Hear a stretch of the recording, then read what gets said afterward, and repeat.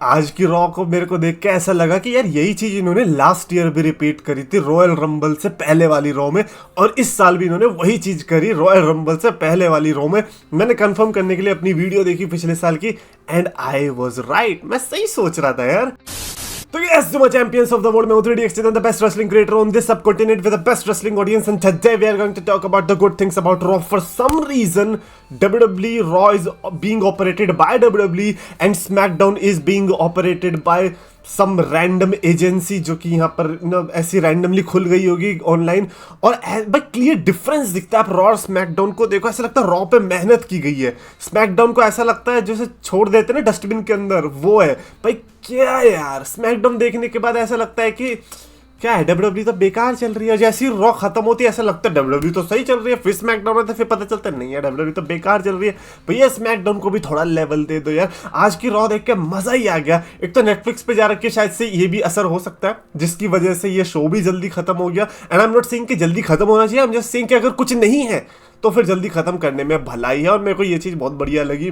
सबसे पहले तो let's talk about the segment जिसने शो की शुरुआत करी, सेथ रॉलिंस के सेगमेंट से। सेथ रॉलिंस आता है, एवरीवन इज हैप्पी बिकॉज यार मैं कितने टाइम से हम लोग यही चीज बोल रहे हैं, one of the greatest royal rumble बन सकती है क्योंकि इतने तगड़े तगड़े सुपरस्टार्स हैं। उन तगड़े सुपरस्टार्स में से एक ये सेथ रॉलिंस आते हैं। ऑब्वियसली वही चीज बताने वाले थे कि भाई मैं चैंपियनशिप जीत दूंगा, ये कर दूंगा, वो कर दूंगा, बताओ तुम बताओ लॉन्डो मैं किससे लड़ूं, है मैं लड़ूं क्या कोडी रोड से या मैं लड़ूं गुंथर से, जल्दी बताओ। क्योंकि मेरे को लगता है ना, देखो as much as we want to see Seth Rollins versus Cody again, we want to see that world heavyweight championship back on Seth Rollins. Not saying कि यार गुंथर बेकार टाइटल रेन, मेरे लिए तो ऑफ कोर्स मेरे लिए बिल्कुल भी नहीं है, क्योंकि लोग कह रहे थे गुंथर का टाइटल रेन बोरिंग है। बोरिंग है भाई, he is boring because he wants to be boring. उसने कभी ये नहीं बोला कि भाई मैं फैंसी हूं कोई सुपरस्टार जो प्रोमो में धमाका मचा देगा। उसका यही मानना है कि भाई मैं तो बस बेइज्जती करूंगा और लड़ाई में मेरे को हरा के दिखा दो बस। भाई ये कैरेक्टर है भाई क्या ही बोले। बट खैर, जिसको बोरिंग लग रहा है उसको वो आदत पड़ चुकी है एक ही चीज देखने की, कि मेरे को हर चीज में अगर तुम यही रिपीटेड चीज दिखाओगे तो ही मेरे को लगेगा कि हाँ रेसलिंग हो रही है, अदरवाइज तब क्या ही बोले। बट एनीवेज गुंथर फिर वहां पे इंटरप्ट करने आ जाता है, क्योंकि गुंथर का नाम ले लिया ना। अब गुंथर को, गुंथर भाई उसने देख लिया सैटरडे नाइट मेन इवेंट, उसने कहा भाई मैं इस जे ऊसो जैसे टटपूंजले के साथ लड़ूंगा क्या मैं। अबे 3-0 है गुंथर जे ऊसो के अगेंस्ट। उसने वो ट्विटर पे डाला भी सोशल मीडिया पे कि भाई मेरा ये स्टैट है इसके अगेंस्ट। गुंथर ने सोचा एक काम करता हूं, मैं सेथ रॉलिंस को जाके मोटिवेट करता हूं कि भाई तू जीत।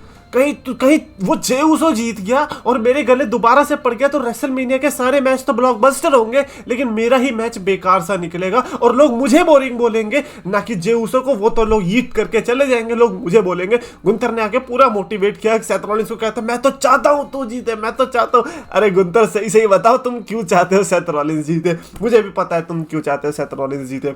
बट जब इंटरप्शन होती है ना लोगन पॉल की, मजा आ गया यार, मजा आ गया। क्योंकि देखो हिस्ट्री रही है, पहली बात तो सेथ रॉलिंस और लोगन पॉल की भी हिस्ट्री रही है, प्लस हमें पता था कि लोगन पॉल रॉयल रंबल में आएगा, ठीक है ना। अब लोगन पॉल का एलिमिनेशन किस तरीके से होगा मैं उसके लिए ज्यादा एक्साइटेड हूं, क्योंकि मुझे लग रहा है कहीं ना कहीं ये लोग आइशो स्पीड का इन्वॉल्वमेंट करवा सकते हैं। I am just saying, I don't know यार, और क्या पता सेथ रॉलिंस से एलिमिनेट कर दे। बट खैर वो तो बाद की बात है। बट लोगन पॉल ने जो आज घमंड दिखाया, मजा आ गया देख के। लग रहा है कि यार लोगन पॉल भाई मिल तो वैसे तेरे को भी सकती है चैंपियनशिप। मैं सही में बता रहा हूँ, लोगन पॉल को जितनी हेट मिलती है ना, मिलनी चाहिए। जितना भी उसने स्कैम कराया वो सब कराया, मिलनी चाहिए। बट नाउ दैट अब वो कॉन्ट्रैक्ट के अंदर है, नाउ दैट अब वो टीवी पे दिखेगा, हम ये रोते थोड़ी रहेंगे कि भाई स्कैम कर दिया, ये कर दिया। अब मैं एज लोगन पॉल का WWE कैरेक्टर की मैं बात कर रहा हूँ, तो भाई ही डिजर्व्स अ वर्ल्ड चैंपियनशिप इस साल। आई डोंट नो, बट कभी तो I think Seth Rollins versus Logan Paul को मैं देख रहा हूँ कि ये वर्ल्ड हेवीवेट चैंपियनशिप के लिए अच्छी स्टोरी पुल कर सकते हैं। बट राइट नाउ पहले तो रॉयल रंबल जीत के दिखा दे लोगन। अगर लोगन पॉल ने रॉयल रंबल जीत ली ना तो भाई मैं ये चैनल ही डिलीट कर दूंगा अब हम सबको पता है लोगन पॉल नहीं जीतने वाला।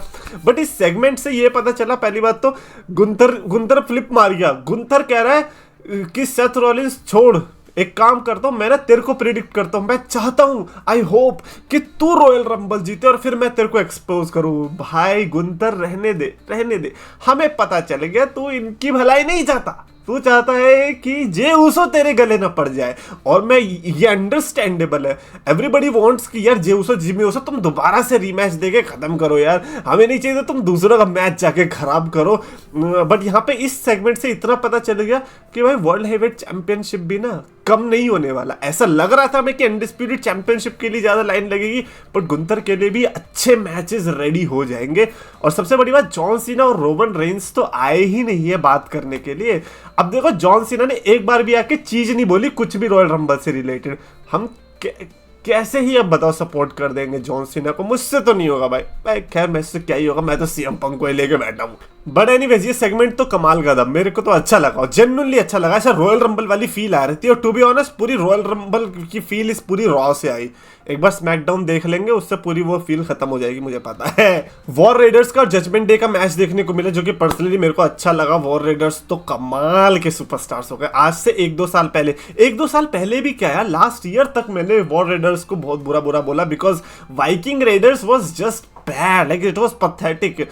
बट अब जो वॉर रेडर्स में वो कन्वर्ट हुए ना, अब कुछ अलग ही उनका अंदाज दिख रहा है, and I am really enjoying it. उनके पास जो चैंपियनशिप है वो वेल डिजर्विंग है, बट जेडी मैकडोना की तारीफ करनी पड़ेगी। चैट गेबल ने ट्विटर पे भी डाला कि भाई जेडी मैकडोना इज अमेजिंग, मतलब उसने कुछ तो इस तरीके का बोला था, और मैं बिल्कुल अग्री करता हूँ। इस पूरी मैच की परफॉर्मेंस से आपको पता चल जाएगा कि भाई मैकडोना और डोमिनिक मिस्टीरियो कच्चे खिलाड़ी नहीं है। लाइक डोमिनिक मिस्टीरियो तो बिल्कुल भी नहीं है, जेडी मैकडोना तो और भी नहीं है। लाइक जेडी मैकडोना को सोचा जजमेंट डे ने एक वो होता है ना अंडररेटेड पिलर, जो कि हमें दिखता नहीं है, but JD McDonagh is a good part of, या फिर कह लीजिए strongest part of judgment day. भाई सबके डामाडोल हुआ, लेकिन जेडी मैकडोना का नहीं हुआ, भले कितने पिटा हुआ अलग बात है।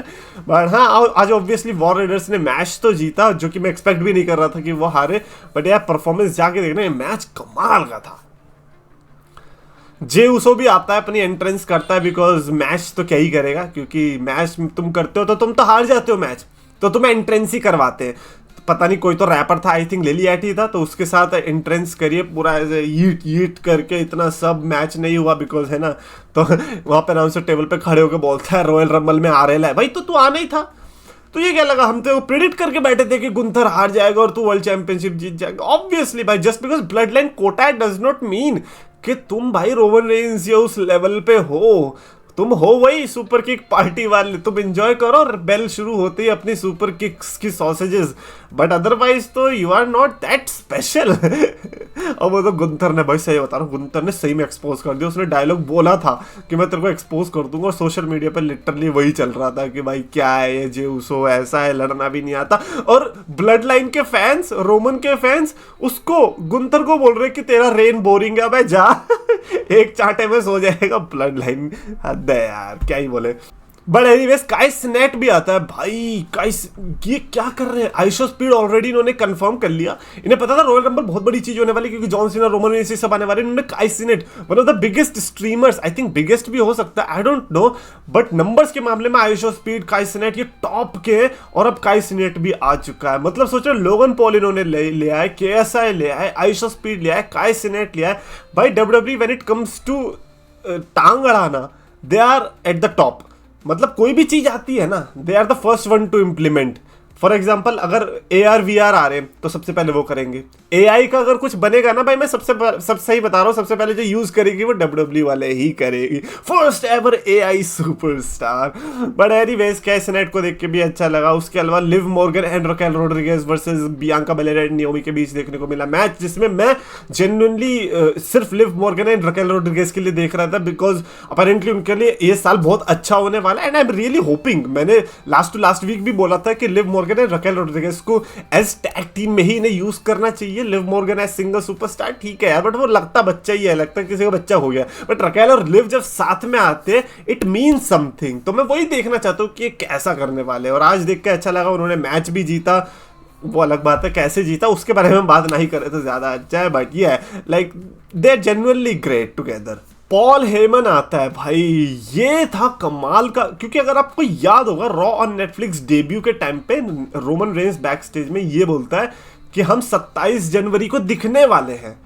अब ऑब्वियसली रोमन रेंस, आपको पता है जब वो मैच करता है तो वो थक जाता है, उसको छुट्टियां चाहिए होती है, ब्रेक पे जाता है, हवाई के बीच पे जाके लेटता है, अपनी मसाज कराता है, टैनिंग करवाता है, तो वो टाइम लगता है उसको, तो इसीलिए आज सिर्फ पॉल हेमन आया बिकॉज रोमन रेंस छुट्टी पे है। यार तुम लोग ऐसे कर रहे हो भाई, मसाज वसाज करवाएगा, आराम से रिलैक्स करेगा बॉडी को। लड़ते हैं भाई वो, सिर्फ रोमन रेंस लड़ता है, बाकी सब थोड़ी लड़ते हैं। ब्रेक चाहिए होता है रोमन रेंस को, बाकी सबको थोड़ी चाहिए होता है यार। Only he deserves it, right. But anyways Roman Reigns of course break की छुट्टी पे, तो पॉल हेमन आगे इंट्रोड्यूस करवाते हैं हमें कि देखो ये है WWE 2K25 का नया कवर, और उसमें था Roman Reigns. Good to see Roman Reigns on that cover.